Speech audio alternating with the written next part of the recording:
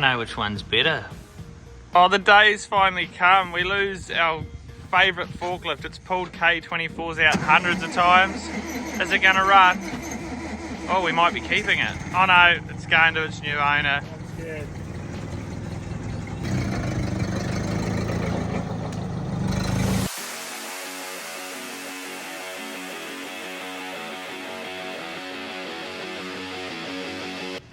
No f***ing around here, boys. Well, we've got the crank and we've got the rods. That's a good start.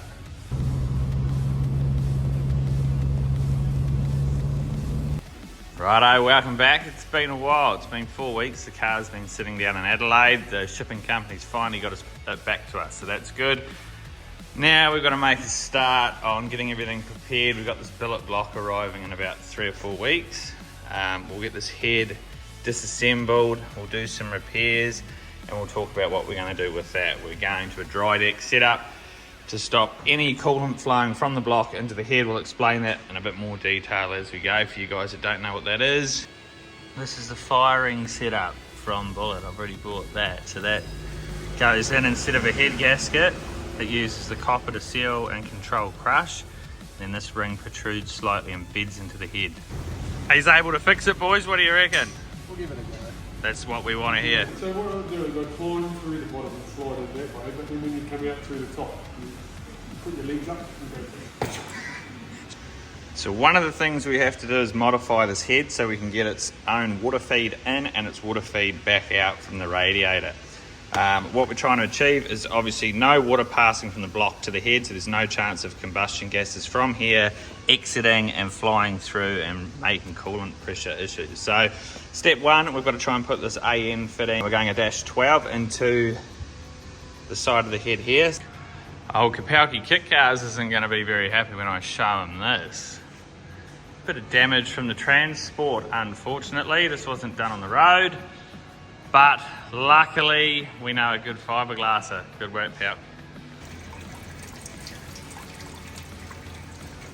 So one of our upgrades we're going to do, Alexa fuel pumps. This is an electric pump you would have seen in the other videos. Now, this here is supporting 1200 horsepower, one pump.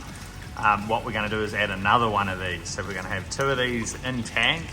And the beauty with that should easily get us over 2000 horsepower worth of fuel, which we'll never use, but at least we know there's going to be plenty on hand. We always thought these brackets were probably a bit on the weak side for driving on the road. They're not designed for what we're doing with them, so you can see a bit of a bend in them. We did have spare ones with us just in case for that reason, but pretty amazing that they actually have held up that much. We should have probably beefed them up.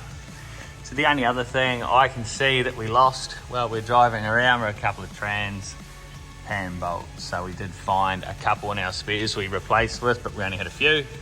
Everything else, as you'd expect, bit of dust around everything, a lot of dirt and water and shit everywhere, but apart from that, it's not too bad.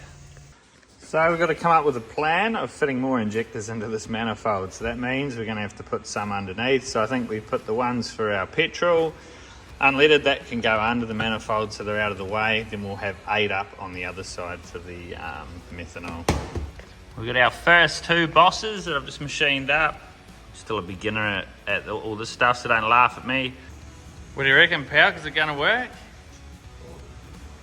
That's what we want to hear. Should do the job. Just making sure we've got good clearance under there. It should not be an issue at all. Actually, that's worked out a lot easier than what I thought it was going to be. Keeps all the petrol ones out of the way. That way we can play with the methanol ones on top. Now, from memory, I don't think we ever did the transmission fluid during Drag Challenge. So looking at the colour of that is quite nice, but we'll definitely pull the trans out, get it up to the guy that's built it for us, and we'll get him just to go through it and make sure he doesn't find any nasty surprises in there. Touch wood, it's all seems to be running fine. Well, another piece of exciting equipment here, one of these Clearview filtration oil filter housings. So they're remote mounted, which we need for the billet block anyway, but the beauty with these is you can look through the top and make sure half your big end bearings aren't sitting in there. It gives you a good sort of indications of what your motor's up to. So if you think you've got a bit of an issue, it's easy just to have a quick look in there and make sure there's nothing too serious going on before you throw it back down the track. So this billet block should be about 3 weeks away now. We're getting pretty close. It's all starting to get a bit exciting. So we're going to finish this head off this week, hopefully get all that welded up and do everything we need to do. We'll get that back to Precise Engine Rebuilders and they'll put it all back together, machine it all, and we'll be back in business. So the mission for the new engine, I think what we're going to try and do is we want to see 60 pounds of boost this time around. Next year's goals, we're going 4 to the 8th and we want to go 750 by the end of the year. Stay tuned. Well, that was interesting. Break it down.